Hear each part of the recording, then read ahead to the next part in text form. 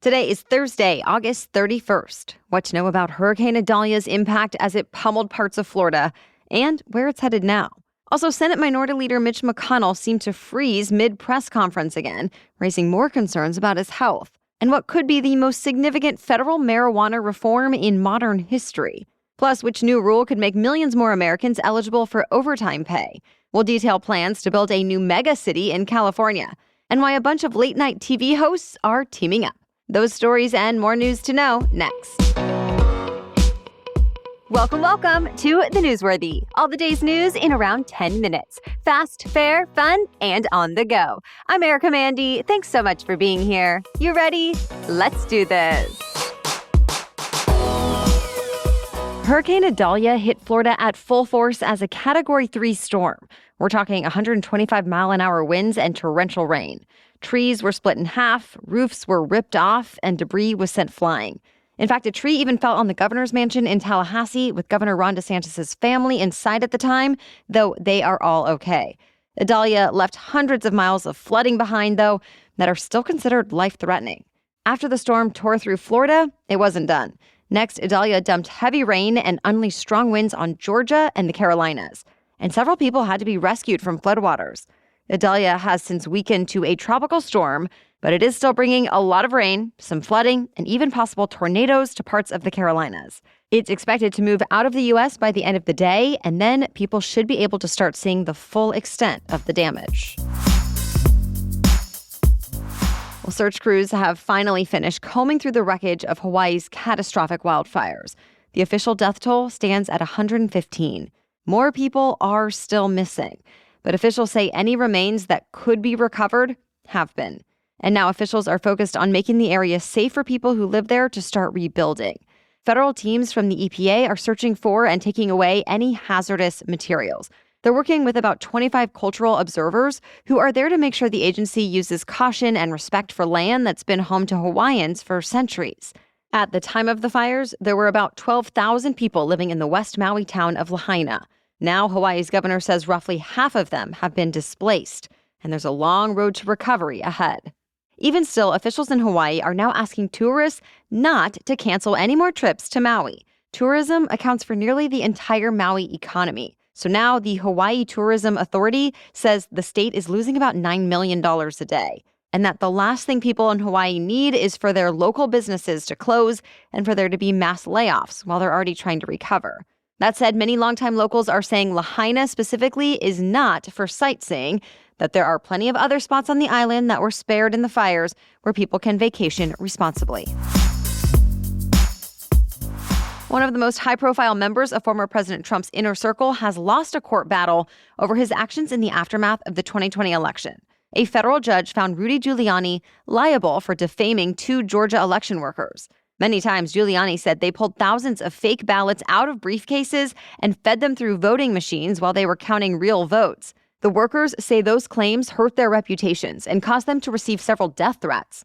Giuliani has since admitted that his allegations against the workers were not true, though he still argues his statements were protected by the First Amendment right to free speech. Well, the judge ruled against him this week, saying he intentionally caused the workers emotional distress.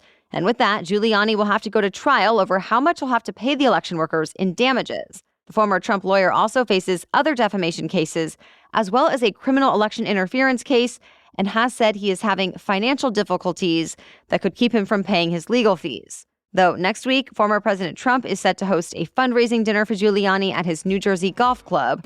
It costs $100,000 for each person who wants to attend. More lawmakers are starting to raise concerns about the health of Senate Republican leader Mitch McConnell. For the second time in 2 months, the 81-year-old senator froze up in a public appearance and was unable to answer a reporter's question. McConnell had just wrapped up a 20-minute speech when a reporter asked him a few times whether he would run for re-election in 2026.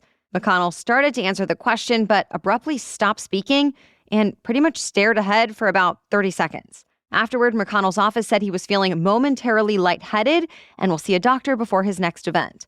The whole thing was very similar to what happened to McConnell last month at a Senate leadership news conference. And there are concerns, not just because of his age, but also the GOP leader got a concussion earlier this year when he fell at a fundraising event. And since then, he's had at least 2 more falls. So some lawmakers from both parties have said he's not fit for office. Though the number 2 Senate Republican, John Thune, said McConnell sounded like his usual self and was in good spirits when he spoke to him yesterday. Well, this is welcome news for anyone who's been struggling to get ADHD medications during an ongoing shortage. The FDA just approved another option. It gave the green light to generic versions of Vyvanse, and that's become an increasingly popular alternative to Adderall. The agency says the generic versions work in the same way and have the same benefits and risks as their brand name counterparts. So now 14 companies have been approved to manufacture and sell generics, which should really boost that supply. And more Americans should be able to afford these options. The shortfalls in ADHD medication have been going on for almost a year now. The issue has been record high demand coupled with manufacturing issues. And while it could still take some time to completely end the shortage, health experts do say this is at least a big step forward. More news is still coming up, but first, a quick break for our sponsor, Lumi Deodorant. I am so excited to tell you about it because it's my favorite new deodorant. Again, it's called Lumi, and it's a uniquely formulated pH-balanced deodorant. It's aluminum-free, paraben-free, skin-safe, and clinically proven to control odor for up to 72 hours. In fact, while I mostly use it for my underarms, it is a whole-body deodorant if you want it, the first of its kind. So that means it's seriously safe to use anywhere on your body. Pits, feet, belly buttons, and beyond. The truth is, the deodorants that I've loved in the past just were not working for me anymore, so I needed something new. And I found it. Unlike some deodorants that try to mask odor with a fragrance, Lumi is formulated and powered by mandelic acid to stop odor before it starts. Lumi's starter pack is perfect for new customers. It comes with a solid stick deodorant, cream tube deodorant, 2 free products of your choice like mini body wash and deodorant wipes that are both perfect for on the go, and free shipping. As a special offer for listeners, new customers get $5 off a Lumi starter pack with the code NEWSWORTHY at LumiDeodorant.com. That equates to over 40% off your starter pack when you visit LumiDeodorant.com and use the code NEWSWORTHY. That's Lumi, L-U-M-E, deodorant.com with the code NEWSWORTHY. Okay, now back to the news.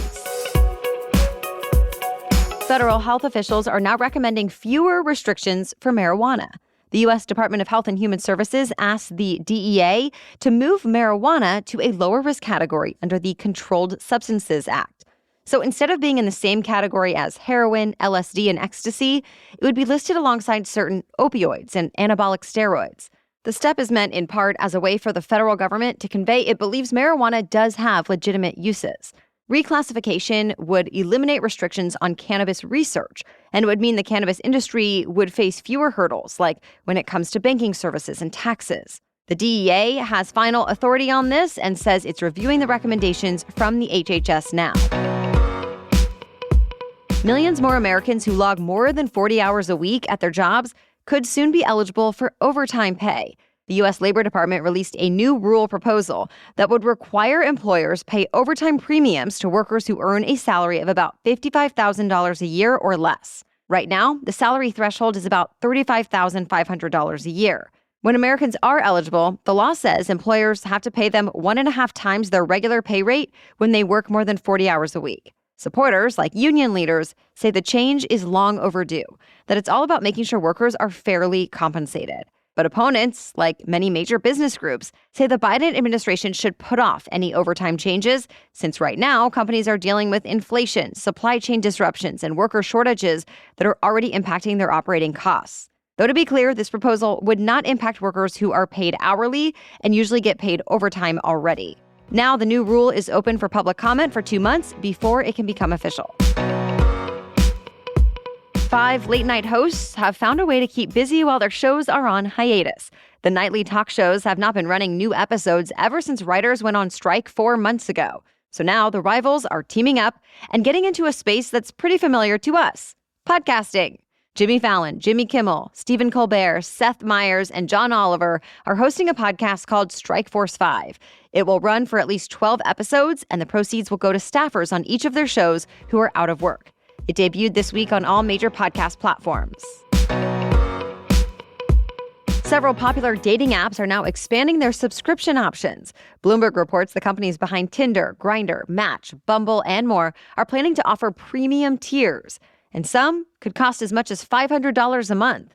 It's not clear exactly what benefits subscribers will get with that one, but the report says they'll be targeted at people who want a more curated matchmaking experience. The apps are also apparently working on discount tiers that will be cheaper than any of their current subscriptions. At least some of these new tiers are set to roll out in the fall.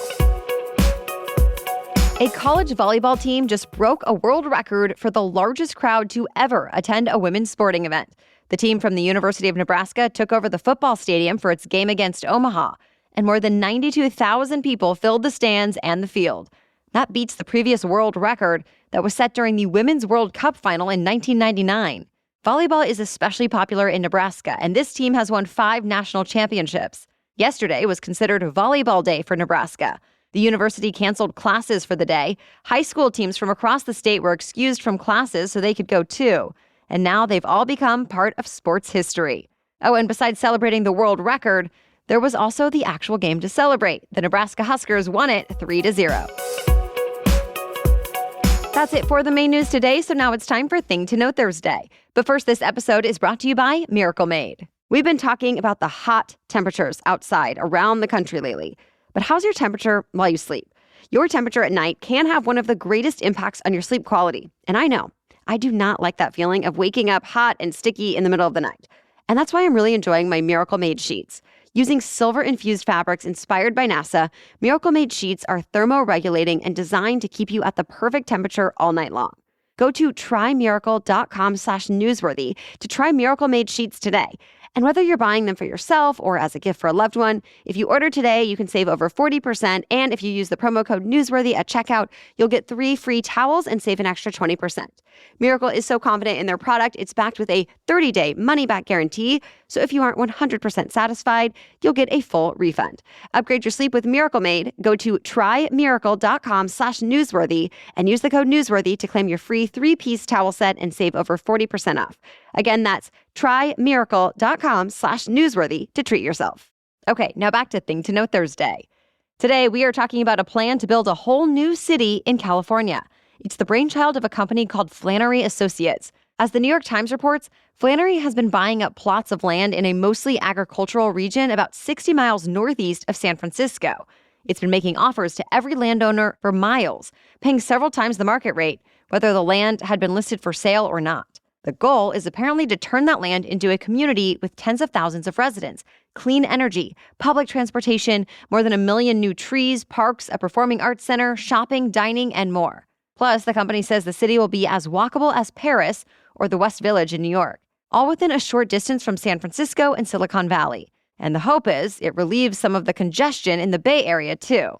But first, the project will have to be rezoned for residential use. Flannery has some of their first meetings with elected officials about the plans coming up soon. And last week, it also started sending text messages and emails to people in the area asking how they would feel if the planned city were to come up on a ballot initiative. Though for now, there's no clear timeline and lots of hurdles ahead. All right, thank you so much for listening today and sharing the show. We'll catch you up on more news to know tomorrow. Until then, have a great day.